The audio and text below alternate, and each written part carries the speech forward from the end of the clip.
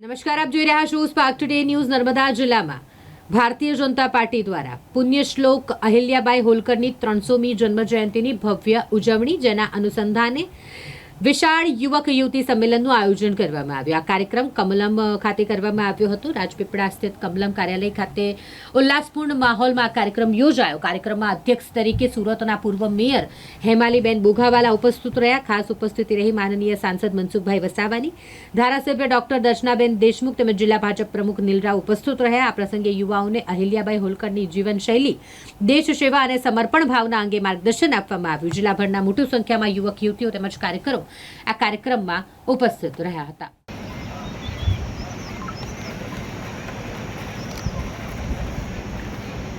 તાળીઓના ગડગડાટથી આપણે એક પ્રોજેક્ટને વધારીશું.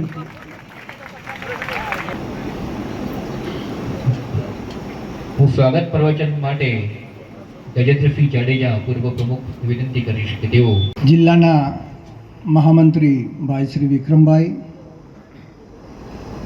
આ કાર્યક્રમમાં મારી સાથે સહસંયોજકની જવાબદારી છે એવા આપ સૌને આવકારું છું.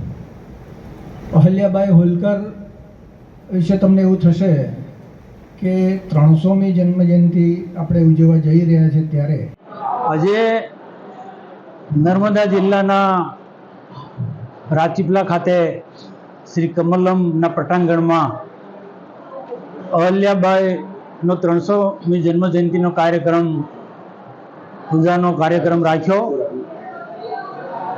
આ પ્રસંગે સુરતના માજી મેયર હેમાલીબેન તથા એના ધારાસભ્ય દર્શનાબેન, જિલ્લા પ્રમુખ નીલભાઈ રાવ, પૂર્વ સંસદીય સચિવ હર્ષદભાઈ વસાવા ઉપરાંત જિલ્લાના વરિષ્ઠ આગેવાનો અને કાર્યકર્તા આ કાર્યક્રમમાં ઉપસ્થિત રહ્યા. દેશના પ્રધાનમંત્રી નરેન્દ્રભાઈ મોદી સાહેબ અને ભારતીય જનતા પાર્ટીનું શીર્ષ નેતૃત્વ સમય પર કાર્યકર્તાને એવા કાર્યક્રમો આપે છે કે જેના થકી કાર્યકર્તાની વિચારધારા મજબૂત થાય. જ્યાં જ્યાં સત્તામાં જે છે ત્યાં બધી જ જગ્યાએ પારદર્શક વહીવટનું ફોલો થાય. આ પ્રકારના અનેક પ્રકારના કાર્યક્રમો નરેન્દ્રભાઈ મોદી સાહેબ અને ભારતીય જનતા પાર્ટીનું શીર્ષ નેતૃત્વ આખા ગુજરાતના આખા દેશમાં આપી રહ્યું છે. અહિલ્યાબાઈના જીવનમાંથી પણ કાર્યકર્તા એ બોધપાઠ લેવાનો છે. આજે જે મેં વાત કહી હતી કે અહિલ્યાબાઈનું આખું જીવન સંઘર્ષમય હતું. કાર્યકર્તાએ સંઘર્ષ કરવું પડશે. સત્તામાં હશે એનો પારદર્શક વહીવટ આપણે કરવો પડશે. અહિલ્યાબાઈના સમયમાં જે મંદિરો બનાવ્યા છે, જે તળાવો બન્યા છે, કે પછી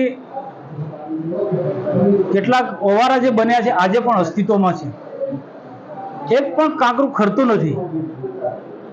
તો એનો પારદર્શક વહીવટ અને જે પણ સેવા કાર્ય કર્યું છે, સરકારની તિજોરીથી નહીં કે રાજકોષમાંથી નહીં, પોતાના અને સગા સંબંધી મિત્ર મંડળોના વર્તુળમાંથી એમને આ વિકાસના કામો કર્યા, સેવા કાર્યક્રમો કર્યા છે. સાથે સાથે આખું જીવન એમનું ધર્મમય હતું.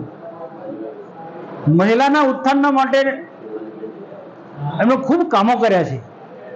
નારી તું નારાયણી એને સાચા અર્થમાં અહિલ્યાબાઈ સાર્થક કર્યું છે. આજે પણ કાર્યકર્તાને મેં એ જ અપેક્ષા રાખી કે રાજ્ય સરકારને, ભારત સરકાર દેશને અને રાજ્યને મજબૂત બનાવવા માટે અનેક કલ્યાણકારી યોજના લઈને ચાલે છે. ગરીબમાં ગરીબ માણસને સ્પર્શે એવી યોજનાઓ છે. તો આ બધી જ યોજનાઓ જેના માટે યોજના બની તેમના સુધી પહોંચે અને સાચા અર્થમાં ભારત એક મજબૂત રાષ્ટ્ર બને, આત્મનિર્ભર ભારત બને, હર હાથ કો કામ મળે એ પ્રકારનું વાતાવરણ આપણે નિર્માણ કરવાનું છે. શિક્ષણ પર પણ મેં ભાર મૂક્યો. નર્મદા જિલ્લાને લાગે વળી ત્યાં સુધી રાજ્ય સરકારને, ભારત સરકારને એવી આવનારા દિવસોમાં આવી ઘણી એવી યોજના આવવાની છે કે જે ગરીબલક્ષી યોજનાઓ, ટૂંક સમયમાં એનું લોન્ચિંગ થવાનું છે. તો ગરીબમાં ગરીબ માણસોને સર્વે થશે ને સર્વે પછી એના માટે અલગ અલગ એનું જીવન નિર્ભર બને, એ આર્થિક રીતે મજબૂત બને, એના માટે એ યોજનાઓ છે. તો એમાં પારદર્શક વહીવટ જણાવવો જોઈએ. ભૂતકાળની અંદર અનેક પ્રકારના નાંદોદ તાલુકામાં તલાટીના ને સરપંચના ખોટા દાખલા બન્યા છે અને ખોટી રીતના ખોટા લોકોને લાભો અપાયા, એવું ફરી ના બને એના માટે કાર્યકર્તાને સાવધાન રહેવાની અપીલ કરી અને સાચા અર્થમાં એક કાર્યકર્તાઓ રાષ્ટ્રીય વિચારધારાના લઈને કામ કરે, સરકારનો વહીવટ જે છે પારદર્શક એને ફોલો કરે, એના પર આજે મેં ભાર મૂક્યો છે. નમસ્કાર.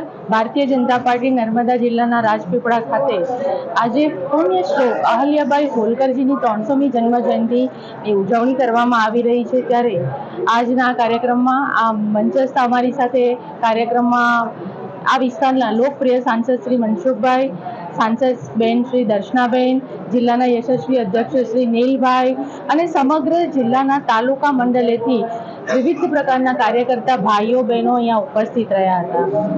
પુણ્ય શ્લોક અહલ્યાબાઈ હોલકરની આ 300મી જન્મ જયંતિ એટલે કે આજે 31મી મે છે અને સમગ્ર ગુજરાત અને ભારત દેશ અહલ્યાબાઈ હોલકરજીની આ જન્મ જયંતિ ઉજવી રહ્યું છે.